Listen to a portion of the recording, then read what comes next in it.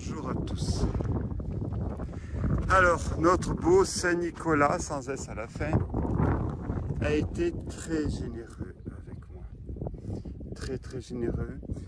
C'est un village qu'on appelle ici fantôme. C'est le fameux fantasma Bargo, je crois, au Bargo. Comme la Sicile, c'est les fers. Évidemment, je suis en Sicile. Je suis à quelques kilomètres, dizaines de kilomètres au centre de Masséna. Facile à trouver, de toute manière, c'est un secret de Polichinelle. Il reste quelques habitants, 3 ou 4, mais tout le reste est abandonné. Tout. Une église abandonnée. Je n'ai pas trouvé le cimetière, il doit être quelque part, mais où? C'est la problématique.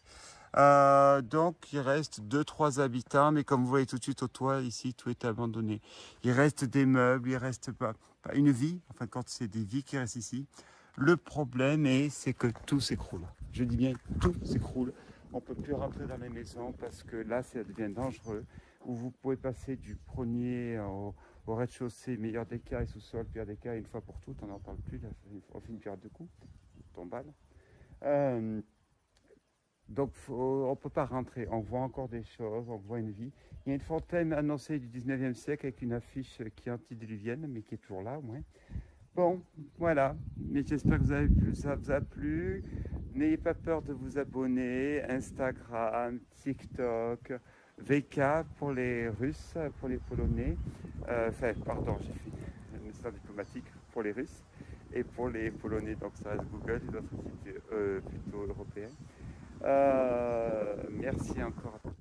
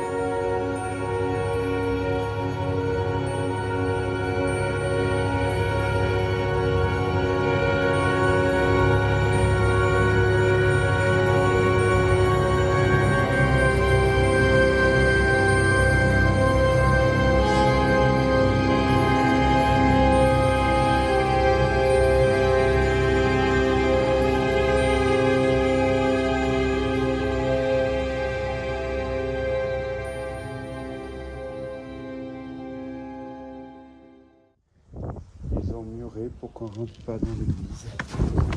Là. La chute allait être d'autant plus spectaculaire pour vous. Je ne censure pas, je mets toujours en direct les chutes aussi. L'église est abandonnée, c'est pas terminé.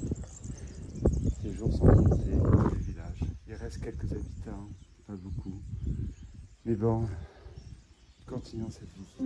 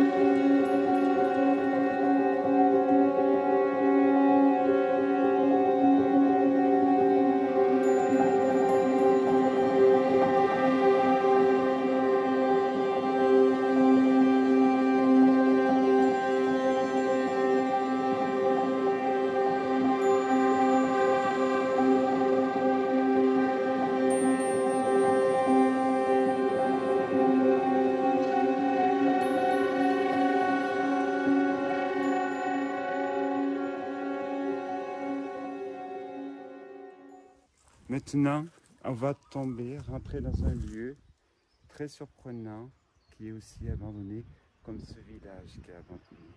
Mais là, il n'y a pas de fantômes. Au royaume de Dieu, les fantômes n'ont place. Il n'y a que les anges ou les archanges. Suivez-moi.